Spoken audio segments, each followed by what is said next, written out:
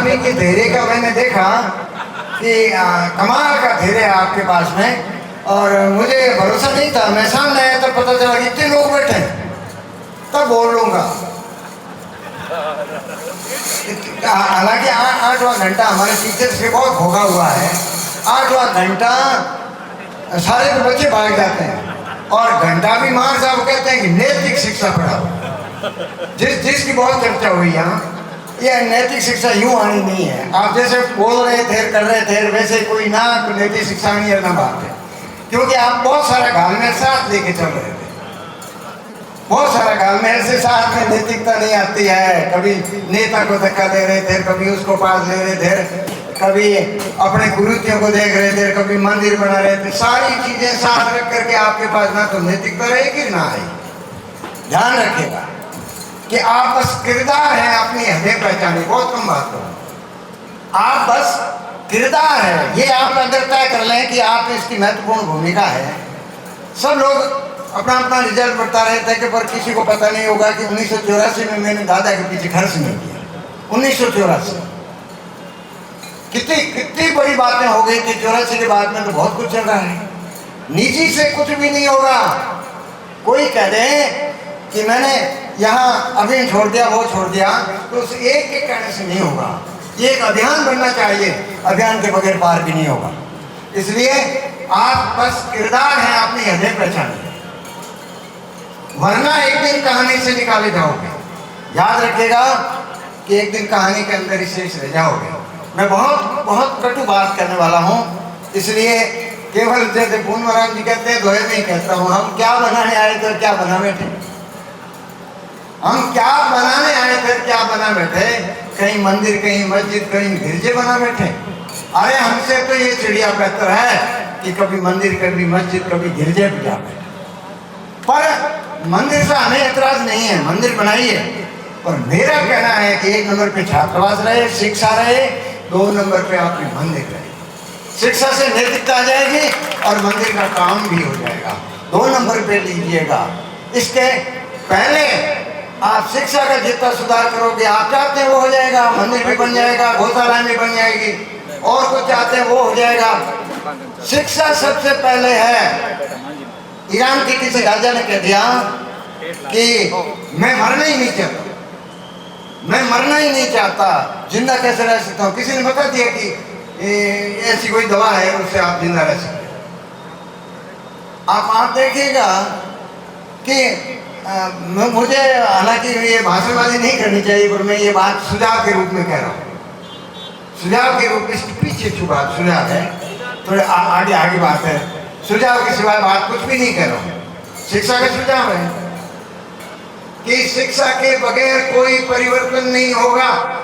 ना तो महिलाओं को अपना हक मिलेगा, और ना महिलाओं पे बनी हुई कहावतें छूट पाएगी। बापड़ी लुगे हैं, बापड़ी देख रहे हैं, बापड़ी हुआ ही जीवा हुआ। अब एक तरफ आप बापड़ी लिए बैठे और दूसरी तरफ उसको हवाई जहाज का बना देना चाहते हो, उसको कलेक्टर बना देना चाहते हो, और तीसरे दिन जोधपुर से बुला कर कहवानी जीवा हुआ। दोनों विरोधाभास साथ नहीं चलता है, दोनों विरोधाभास का कभी साथ नहीं चलेगा। इसलिए वो राजा ने कहा कि मैं मरना नहीं चाहता। किसी ने कह दिया कि जिंदा रहने के बहुत सारे फॉर्मूले हैं। किसी महात्मा जैसे महात्मा ने पूछा कि ये फॉर्मूला कोई है क्या, कि है, या मुझे मूर्ख बना दिया? नहीं नहीं है, कि भारत में मिलता है। वो उनका सेनापति वहाँ भारत आ गया, भारत में सारी जगह ढूंढा, यहाँ कोई जीवन का पेड़ थोड़ी होता है, जीवन का पेड़ थोड़ी होता। एक नागा बाबा कोई बैठा था सुकरात की तरह का, उससे पूछ लिया कि जीवन का कोई पेड़ होता है क्या? हमारे राजा वहां से भेजा है, या मुझे मूर्ख बना के भेज दिया कि होता है? तो मूर्ख तो नहीं बना, नहीं होता है। और वो पेड़ कहाँ मिलेगा? कि उस पेड़ की जड़ों में जाना पड़ेगा। आप उसका, मैं आपको माला माल कर दूंगा। तब उसने कहा कि आप पेड़ तो संभालना चाहते हो जीवन का, और किसके पीछे? माला माल होने के पीछे। माला माल होने के पीछे जीवन का पेड़ संभालना चाहते हो, तो उसका कोई मूल्य से कुछ भी नहीं मिलता है। और वो उसने कहा कि जीवन का पेड़ शिक्षा है, शिक्षा। और वो उस समय नालंदा चल रहा था, उस समय की बात है। भारत भी खो चुका है, हम भी खो चुके हैं, बहुत कुछ खो चुका है। अब हासिल करना चाहते हो, 21वीं दौड़ में जाना चाहते हो, तो सारी बुराइयों की सीढ़ियां तोड़ देना पड़ेगा, सब छोड़ देना पड़ेगा। कमेटी बनाइएगा डायरेक्ट। सार्वजनिक सभाओं का बंद करिएगा। सार्वजनिक सभाओं में अफीम करना या रोडों पर ये मौका त्योहार, ये हमारे कोई शादी विवाह हो, उनमें जाजम पे किसी को लाने का मजबूर नहीं किया जाए। सुखराम जी जाते सब पहले तो अमल काटते फिर भागते हैं, तो ये भागना क्या है, डरना क्या है? फिर यहाँ तो करे छोड़े दाड़े करे, वरना बंद कर दे। बुराई है, बंद करिएगा। इसलिए एक कमेटी बने जो निगरानी रखे, तो और लोग उसके भय से बंद कर सकते हैं, मान सकते हैं। आपकी आज्ञा भी मानेंगे, कहा भी मानेंगे और बंद भी हो जाएगा। कमेटी बनाइए, कमेटी बना करके जहाँ भी गांव के अंदर शादी विवाह का आयोजन हो वहाँ कमेटी पहुँचे और उनसे आग्रह करें कि प्लीज ये मत करिएगा, तो वो भी छूटेगा और वो भी छूटेगा। एक अभी मैंने शुरू किया कि हरिद्वार जाकर के आए तो घर पे कहा कि आपको तो वाणी जिमानी पड़ेगी। मैं तो वाणी तो नहीं जिमाता। मैं इतिहास की दृष्टि से हरिद्वार गया था, कब का बना हुआ, कितने सच्चा है, कितना झूठा है, कौन झूठी झूठी बात करते हैं, वो देखने गया हूँ। इसलिए पर उन्होंने कहा वाणी जिमानी पड़ेगी, तो मैंने भी शर्त रखी कि जिमानी पड़ेगी, जिमाऊंगा, पर कपड़े में भी नहीं लाऊंगा। तो क्या लाओगे? मैं किताब लाऊंगा। पहली से 5वीं तक की बच्चियों को अलग खेगे की किताबें दी, और निरक्षर बच्चियां थी उनको कॉपी और पेन दिया, और बड़ी लड़कियों को किताबें पकड़ाई। क्या हम परिवर्तन नहीं कर सकते? पर कहीं इसका पीछा करिएगा, अच्छी लगे तो पीछा करिए, वरना साथियों आइए, कपड़ा खरीदिए, जाइए, पहुंचाइए, कोई दिक्कत किसी को नहीं है। अगर छोड़ना चाहते हैं तो ये सब करना पड़ेगा। ये कमेटी बनाओ और कमेटी बना करके मृत्यु रोज बंद करें, और बाल विवाह से सारी समस्याओं का हल हो जाएगा। बच्चियों को कोसो नहीं, बच्चियों को।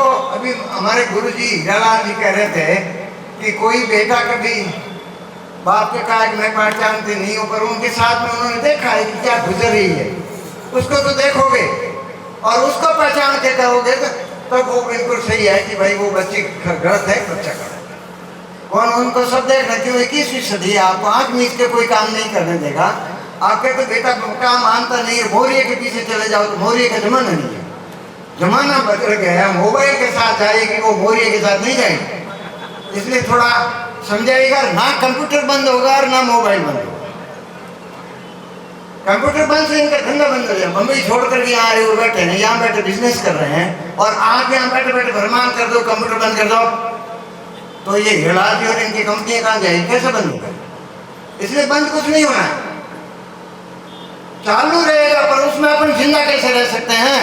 भाड़िया कैसे पूरे दिन बैठा रह जाता है, गुड़ पड़ा रहता है, खाता तो नहीं, और अपने तो अभी आए तो अभी खाने लग जाए, और पूरे दिन वो बाजार के बीच में बैठा रहता, नहीं खाता।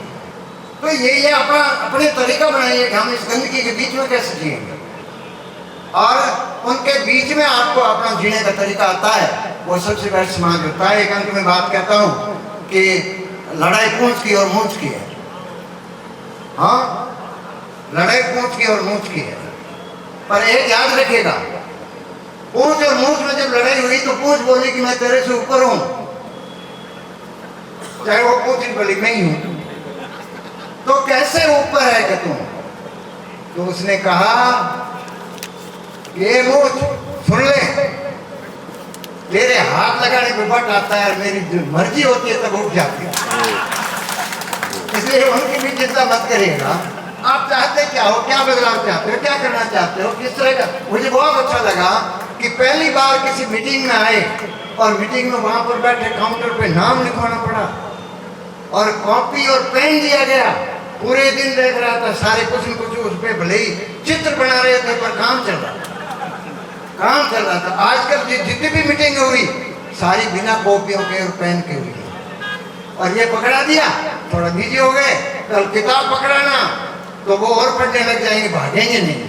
तो रोकना और बात को समझाना, कहना, समाज में लागू करना आप सब पे निर्भर करता है। और अंत में उपदेशात्मक बात नहीं करते हुए रूमी की बात को जरूर कहता था कि वो पहले खूब भाषण देता रहा कि दुनिया को सुधार दूंगा, दुनिया को सुधार दूंगा, दुनिया को सुधार दूंगा। ये कहता रहा, दुनिया नहीं सुधरी।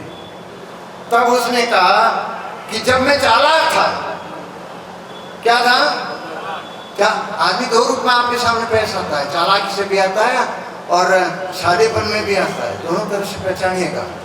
हर आदमी के अंदर होते हैं 10-20 आदमी, हर आदमी के, मेरी नहीं है, मेरी नहीं, निजा फादले की है, पढ़ लेना।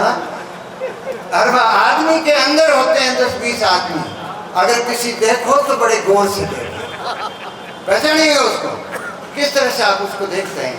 तो फिर रूमी ने कहा कि आज तक मैं चालाक था, दुनिया बदलने की बात करता था, अब मैं समझदार हो गया हूं, इसलिए दुनिया बदलने की बात नहीं करता।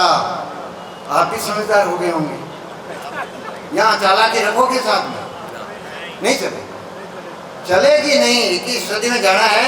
आज बच्चों की ड्रेस पे कोई पाबंदी लगा दे कि पैंट नहीं पहनेगी छोरियां, तो हवाई जहाज कैसे उड़ाएगी? साड़ी तो अड़ जाएगी उसके अंदर, नहीं अड़ेगी। हमें व्यवस्था को सोचना पड़ेगा, देखना पड़ेगा उसके अनुसार। उनके साथ में भी जागता नहीं हो और उनके साथ में भी बेइज्जती नहीं हो, सब करके रहेगा।